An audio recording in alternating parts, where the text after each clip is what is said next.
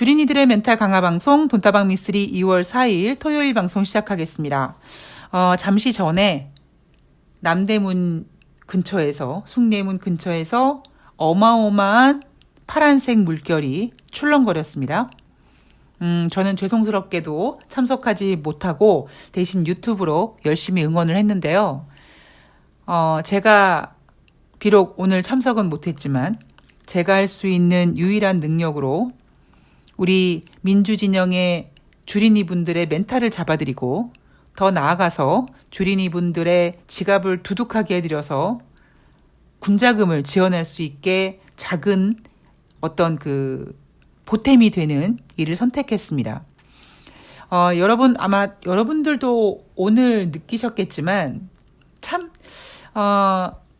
그 보수 쪽에서 바로 옆에서 맞불 집회를 하게끔 허가를 내준 경찰들도 정말 견찰이고요. 무엇보다 도대체 어떤 스피커를 쓰길래 저런 소리를 낼까? 우리도 그거 2억짜리 스피커라는 그 댓글이 올라오던데 우리도 그 스피커 사가지고 우리를 위한 스피커가 아니라 저쪽에서 우리 쪽을 향해 그 분출하는 그 스피커에 맞대응할 수 있는 스피커를 정말 구입해서 주고 싶지 않습니까? 예. 자, 우리가 그렇게 해서 돈줄을 내든 어떻게 해서든지 하여튼 우리가 이기는 그날까지 최선을 다하겠습니다. 자, 오늘 돈다방 미쓰리 2월 3일 금요일 뉴욕 증시 마감 현황을 점검해 보도록 하겠습니다. 자, 이날 뉴욕 증시는요, 하락했습니다. 이날 뉴욕 증시 하락에 대해서 우리 돈다방 미쓰리 청취자님들은 아유, 그럴 줄 알았어. 아유, 그렇지. 잘 나와도 지랄이지. 이런 생각하실 수 있고요. 더 나아가서는 저게 조금 잘못 생각되는 부분도 있어 라는 생각도 아마 하실 겁니다. 자, 이날 발표된 1월달 고용이 겁나게 좋아서 고용지표가 중요한 미국에서 고용지표가 겁나게 잘 나와서 연준이 금리 인상을 계속할 것이다. 이런 부분 때문에 하락했다고 하죠. 좋게 얘기하면 잘 나와도 지랄이야. 이렇게 표현할 수 있지만 이면에는 다른 모습이 있다. 우리가 왜 햇볕이 비춰지는 곳은 밝지만 그 햇볕 때문에 그 이면에는 그림자가 생기죠. 뭐든지 그렇게 양날의 칼, 이면성이라는 걸 갖고 있습니다. 미국에서 고용지표가 매우 중요한 지표지만 지금 고용지표가 잘 나오는 이유는 미국 경제가 좋아서 일자리가 많아서 고용지표가 잘 나오는 게 아니라 미국 국민들이 이자가 올라가니까 이자 부담이 커지죠. 그리고 경제가 안 좋아진다고 하니까 내가 직장을 그만두면 안 되는데 라는 생각에 안 입고 더럽고 치사하고 힘들지만 예전 같았으면 벌써 사직서를 냈었지만 사직서 내지 않고 어금니 꽉 깨물고 궁둥이 딱 붙이고 있죠. 여기에다가 내가 좋은 회사를 가기 위해서 조금 더 준비하고 내가 원하는 회사 갈 때까지 나는 그냥 취준생으로 있어야지라고 했던 그런 취준생들이 적극적으로 취업활동에 뛰어드는 겁니다. 이런 모습은요, 2019년에도 나타났습니다.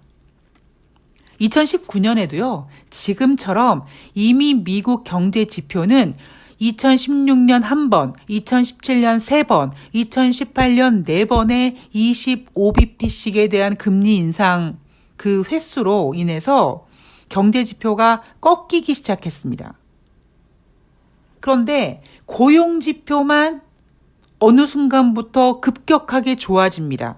그 고용 지표를 가지고 대부분의 전문가들이 봐라. 미국 고용지표 좋다. 미국 고용지표 좋으면 다 좋은 거야. 라고 얘기하면서 2019년 금리 인상을 예상했으나 이미 그 전부터 미국의 경제지표는 꺾이기 시작했고 거기에다가 고용지표가 잘 나오는 이유는 제가 잠시 전에 설명드렸듯이 경제가 안 좋아질 거라는 거를 걱정해서 취준생들이 적극적으로 취업을 하고 일을 하는 사람들이 그만두지 않고 그러다 보니까 실업률이 떨어지고 고용자 지수가 증가했습니다. 이날 발표된 실업률이 3.4%였는데요. 이 3.4%가 2019년에도 나타났었습니다. 그래서 처음에는 고용지표가 좋으니까 미국 경제 괜찮네 했던 사람들이 어느 순간부터 아차 이게 아니구나 라고 무릎을 치게 됐고 그렇게 똑같이 무릎을 친 연준 위원들이 2019년 금리 인상이 아니라 금리를 인하하게 되는 지경까지 가게 된 거죠. 그거를 아마 조금만 미리 알았으면 금리 인하하지 않고 금리 동결로 이렇게 쭉 갈 수 있었는데 참 그런 지표들을 제대로 챙기지 못하다 보니까 2019년 금리를 인하하고 2020년에 코로나가 생기고 뭔가 유동성을 제대로 잡지 못하는 그런 일들이 벌어졌었습니다. 이날 발표된 고용지표 과연 얼마나 잘 나왔길래 비농업자 고용자 지수가 51만 7천 명 증가했다고 합니다. 자, 실업률은 11월에는 3.7이었는데 12월에는 3.5였습니다. 이번 1월 달에 대부분 예상을 3.5, 전월과 똑같이 예상했던 전문가들이 많은데 예상치보다도 더 둔화된 3.4%가 나왔습니다. 그리고 이 3.4%라는 실업률은 1969년에 만들어진 그 기록과 흡사할 정도로 언뜻 들으면 와, 미국 고용 겁나 좋네라고 생각할 수 있을 만한 실업률이죠. 게다가 시장 예상은 18만 7천 명이었는데 무려 시장 예상의 2배가 넘는 거의 그죠? 2배가 넘는 그런 비농업자 고용자 지수가 발표가 됐고 또 하나는 11월 고용자 수, 12월 고용자 지수가 모두 상향 조정됐습니다. 11월에는요. 3만 4천 명보다 그러니까 3만 4천 명 더 많았었어. 그래서 3만 4천 명 더 플러스해가지고 29만 명으로 정정하고요. 12월에는 원래는 22만 3천 명이었는데 22만 3천 명이 아니라 3만 7천 명을 더해서 26만 명으로 상향 조정을 합니다. 자, 여러분들 언뜻 고용지표가 좋다고 미국 경제가 좋다. 미국 경제가 좋아서 연준이 계속 금리 인상을 할 것이다라고 생각하시면 안 됩니다. 이날 뉴욕 증시 마감 현황의 어떤 기사들도 마찬가지고 대부분 전문가들도 그렇게 얘기하지만 그거는 틀린 얘기입니다. 특히 제가 어제 방송에서도 말씀을 드렸듯이 마이크로소프트, 구글, 아마존 지금 어마어마한 구조조정을 진행하고 있습니다. 감원을 하고 있습니다. 경제가 좋으면 왜 감원을 할까요? 그죠? 그래서 지금 미국 고용지표가 좋은 이유는 미국 경제가 좋아서 고용지표가 좋은 게 아니다라는 아주 진리를 여러분들께서는 아셔야 됩니다. 물론 경제가 좋을 때, 경제가 호황일 때 고용자 지수가 늘 수도 있어요. 그건 뭐냐? 그거는 일자리가 많아지는 거예요. 그런데 지금은 일자리가 많아진다라기보다 일단 지금 있는 일자리에 적극적으로 뛰어들어서 돈을 버는 거죠. 자, 이날 샌프란시스코 연방은행 총재가 1월 고용은 감탄할 정도지만 추세는 놀랍지 않았다. 그 얘기 뭡니까? 고용 계속 좋았잖아. 뭘 새삼스럽게 이런 거 가지고 놀래 이런 느낌이죠. 지금은 긍정적 신호가 보이지만 인플레이션과의 싸움에서 승리를 선언하기에는 너무 이르다. 참 재밌습니다. 그죠? 자, 경제지표, 고용지표 말고 ISM에서 발표하는 1월달 서비스업 PMI 지표가 발표가 됐는데요. 다시 한번 PMI 지표는 제조업 지표와 서비스업 지표가 발표가 되는데 대부분 좀 일반적으로는 서비스 PMI 지표가 제조 PMI 지표보다 좀 잘 나옵니다.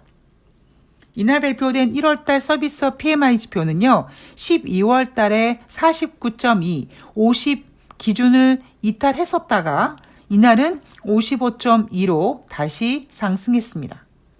시장 예상치는 50.6을 예상했는데 50.6보다 잘 나왔습니다. 여러분 왜 잘 나왔을까요? 이거 서비스 PMI 지표입니다. 예. 자, 1월달 주식시장이 좋았습니다. 주식시장이 좋으면 인플레이션이 자극된다. 주식시장이 좋잖아요. 그러면 어떤 뭐라 그럴까요? 심리가 조금 작동되는 경제 지표들이 잘 나옵니다. 여러분들께서 그러한 것들을 잘 인지하시고 뉴욕 증시를 읽으시면 나중에 뒤통수 맞는 일이 생기지 않습니다. 자, 일단 여러분 오늘 간단하게 정리만 하면요, 이거예요. 지금 우리가 알고 있는 인플레이션 지표 12월에 미국의 소비자 물가 지표는 6.5%였다. 그 전에 7.1%보다 둔화된 건 맞는데 연준이 목표로 하고 있는 인플레이션 2%, 그리고 올해는 3%로 잡았으니까 3%까지 아직까지 좀 가야 될 길이 있습니다. 그런데 제가 여러분 뭐라고 말씀드렸습니까? 2월 달은 증시의 어떤 시각이 경제 지표를 한번 이렇게 흘끗 쳐다볼 겁니다. 왜냐하면 어닝 시즌도 이제 끝내가고 하다 보면 미국의 경제 지표가 언제 이렇게 둔화됐어? 라는 쪽으로 뉴욕 증시가 경제 지표에 관심을 갖게 될 겁니다. 물론 지금은 고용 지표가 잘 나왔다, 미국 경제가 좋다라고 했지만 여러분 이거 1월 달도 그렇게 했고요. 그리고 작년 11월 달도 대충 비스무리하게 이렇게 갔습니다. 그런데 이제는요, 작년 11월 그리고 1월 달은 그럴 수 있어요. 왜냐하면 여전히 주식시장의 시각은 인플레이션 이쪽에 초점이 맞춰져 있으니까. 그런데 이제 주식시장의 시각이 인플레이션이라기보다는 이제 경제 지표로 넘어갑니다. 우리가 지금 원하는 건 뭡니까? 연준이 금리를 인하해 주기를 원하고 있는 거잖아요. 그런데 연준 위원들은 아니야 우리 금리 인하는 안 할 거라고 하고 있지 않습니까?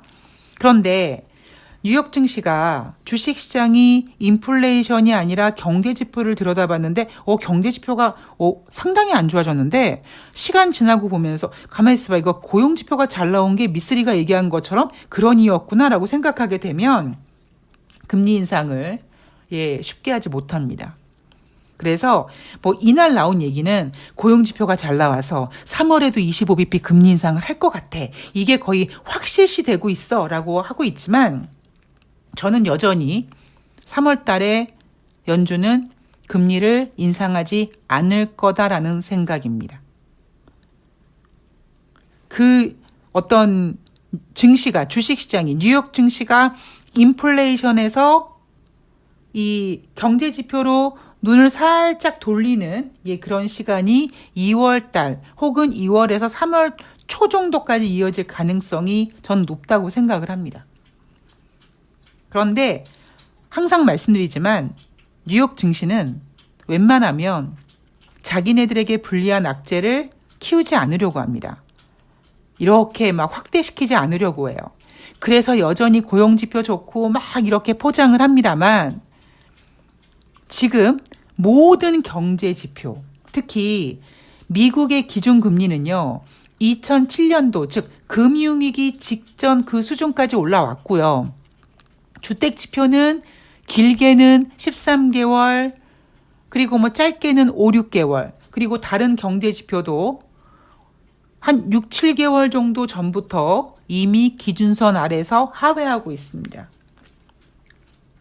대신에 미쓰리는 3월 달에 금리를 동결할 거라고 생각하고 있지만 주식시장은 일단 연준 위원이나 아니면 제롬 파월 연준 의장이나 인플레이션 목표 될 때까지 금리 인상 계속 할 거다라는 얘기 할 겁니다. 그래야지만 주식시장이 덜 흥분하니까. 그래야지만 인플레이션을 잡을 수 있으니까. 저는요, 제가 지금 쓰고 있는 시나리오 중에서 2월에 발표되는, 이제 2월 14일 날 발표되는 1월달 소비자 물가 지표나 아니면 3월 달에 발표하는 2월 달 소비자 물가 지표는 반등할 거란 생각을 합니다. 반등을 하거나 뭐 반등까지는 좀 무리가 있어요. 왜냐하면 작년에 4번의 금리 인상을 75bp씩이나 강력하게 했고 12월에는 50bp 금리 인상했잖아요.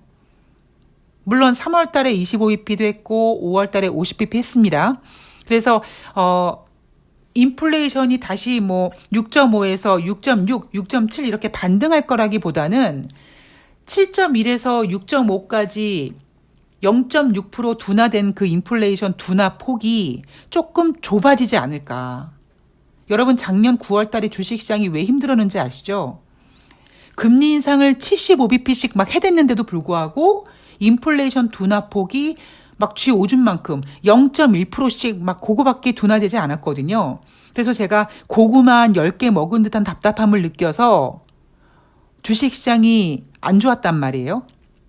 그런데 어느 순간부터 인플레이션 둔화폭이 막 0.5, 0.6 뚝뚝 떨어졌거든요. 그런데 제가 늘 말씀드리지만 인생이나 주식이나 한쪽 방향으로 계속 가는 게 없거든요.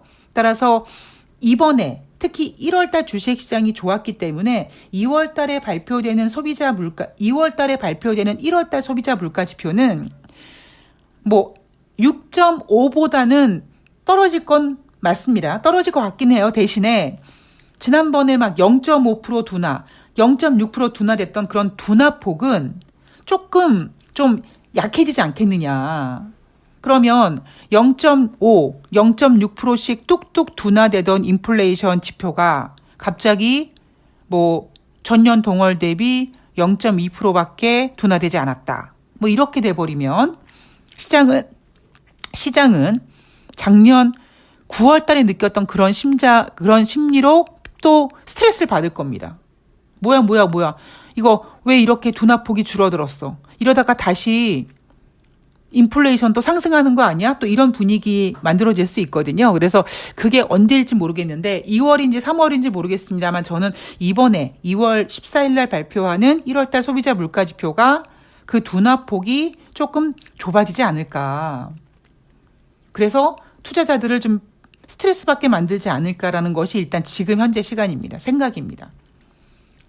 또 그 이야기는 또 다가오는 또 다음 주 그리고 그 다음 주가 될 텐데 하루하루 우리가 뉴욕 증시를 풀어가면서 뭐 변동사항이 있거나 조금 변화되거나 뭐 다른 변수가 있으면 또 그런 것까지 다 염두해서 하나씩 돌다리를 두들겨보는 그런 심정으로 하나씩 만들어가 보도록 하겠습니다. 자, 오늘 그 푸른 물결에 동참해 주신 우리 민주진영 우리 동지분들 너무 감사드리고 그리고 죄송한 마음이 있고요. 뭐 날씨가 많이 풀렸다고는 하지만 오늘 밤에 그래도 아직 바깥 공기는 쌀쌀하니까 오늘 밤에 따뜻한 저녁 시간 보내시고요. 저는 2월 5일 일요일 날 또 우리가 다음 주 한 주 무엇을 준비하고 어떤 그림을 그려야 될지 또 꼼꼼히 챙겨서 찾아뵙도록 하겠습니다. 저는 내일 방송에서 뵙도록 하겠습니다. 고맙습니다.